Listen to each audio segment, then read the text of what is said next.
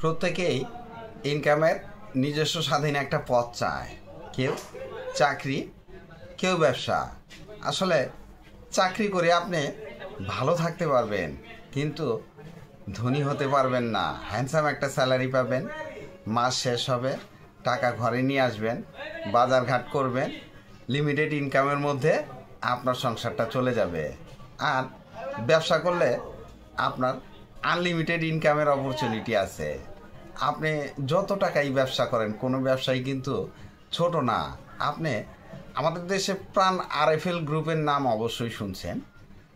তাদের কথা চিন্তা করেন, তারা সামান্য নাটবোল্ট দিয়ে তাদের ব্যবসা শুরু করেছিল। আজকে 30টা দেশে তাদের পণ্য রপ্তানি হয়, আর আমাদের দেশে তো কোনো কথাই নেই। ইন্টারন্যাশনাল কোম্পানি ইউনিলিভার পর্যন্ত তাদের কাছে ধরাশায়ী।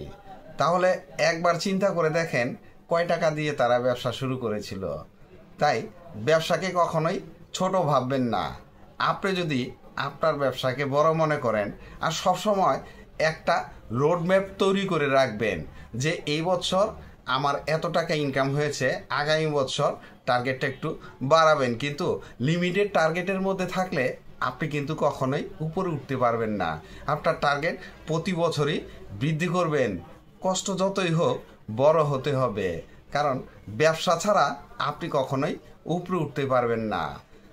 আজকে আপনাদের সাথে যে 5টি ব্যবসার আলোচনা করব, প্রত্যেকটা ব্যবসায়ী অতি সামান্য পুঁজি নিয়েই শুরু করতে পারবেন। আর এই সামান্য পুঁজি এক সময় অসামান্য হতে পারে আপনার পরিশ্রমের মাধ্যমে। তাহলে ব্যবসাগুলো কি, আসুন জেনে আসি। বিস্কুট তৈরি ফ্যাক্টরি। আসলে এইটা ফ্যাক্টরি হচ্ছে, আপনি ধরেন বিস্কুট, টোটাল বেকারির কথা আমি বলিনি। আপনি শুধু বিস্কুট তৈরির ফ্যাক্টরি করবেন।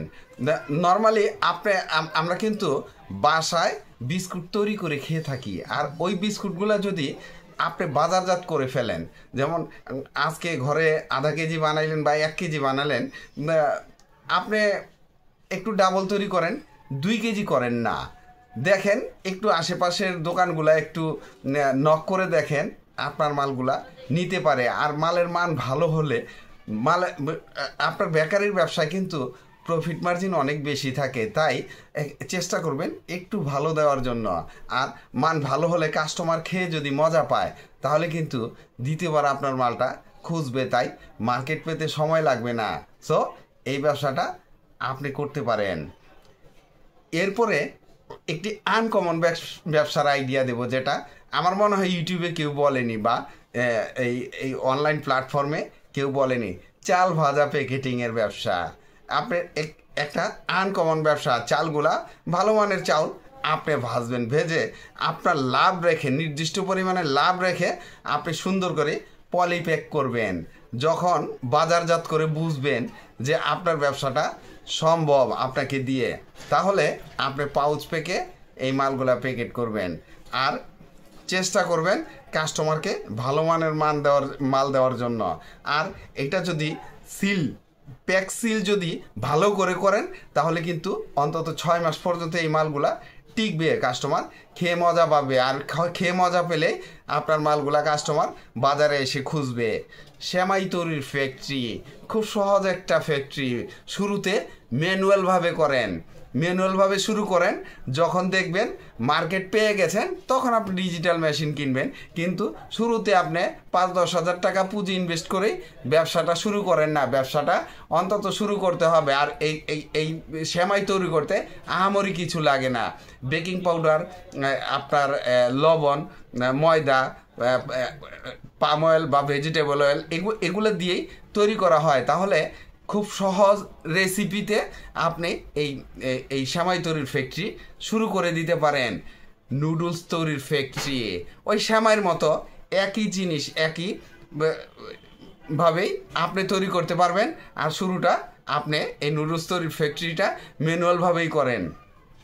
যখন আপনার টার্গেট ফিল আপ হয়ে যাবে, আপনি যখন দেখবেন যে না, বাজারে আপনার মালের চাহিদা বেশি, আপনি প্রথমে খোলা মালটা বিক্রি করেন, অথবা নর্মাল পলিপ্যাকে প্যাকেট করে বিক্রি করার চেষ্টা করেন। এরপরে যখন দেখবেন যে না আপনার পণ্যটা ব্র্যান্ডের পণ্যের সাথে পাল্লা দিয়ে বাজারে চলছে, তখন কিন্তু পাউচ প্যাকেট করবেন। তাহলে আপনার মালের মানটা ভালো হবে, দামটাও একটু ভালো পাবেন। যেহেতু বাজারে ব্র্যান্ডেড পণ্য অনেক আছে এই নুডলস, তাই আপনি চেষ্টা করবেন তাদের থেকে ওই প্যাকেট প্রতি কম দেওয়ার জন্য। বাজারে কম না দিলে কিন্তু আপনি টিকতে পারবেন না, আপনি মার্কেট ধরতে পারবেন না। এইসব ব্যবসা করতে হলে প্রথমে মার্কেট ধরতে হবে, আর না হয় এই ব্যবসা কখনোই আপনি দাঁড়াতে পারবেন না।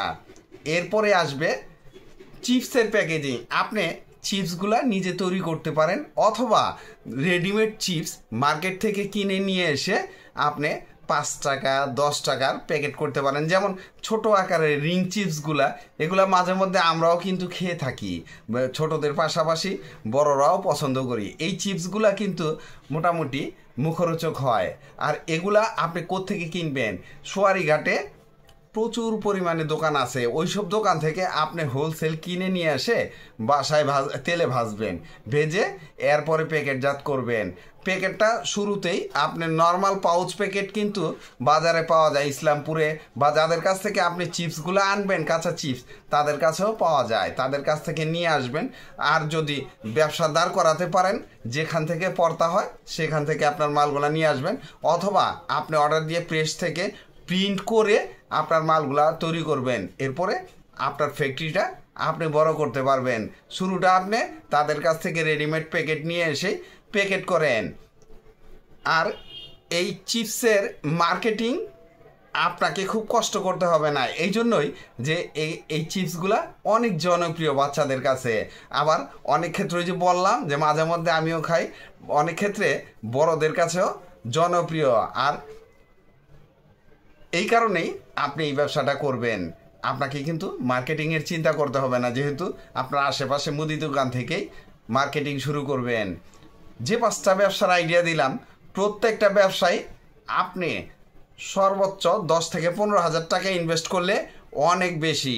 তাই একদম নর্মালভাবে ব্যবসাগুলো শুরু করেন, ব্যবসা এস্টাবলিশড হবেন, আস্তে আস্তে আপনার ব্যবসা বড় করবেন। উদ্দেশ্য থাকা লাগবে, বড় না হয় আপনার ব্যবসা কখনো বড় হবে না। ভিডিওটি ভালো লাগলে লাইক কমেন্ট শেয়ার দিয়ে পাশে থাকবেন, চ্যানেলটি সাবস্ক্রাইব করবেন এবং পাশে থাকা বেল আইকনটি প্রেস করে দিয়েন, যেন পরবর্তী নতুন কোনো বিজনেস আইডিয়া আপলোড দেওয়ার সাথে সাথে আপনার মোবাইলে সর্বপ্রথম নোটিফিকেশন চলে যায়। আজকে এই পর্যন্তই।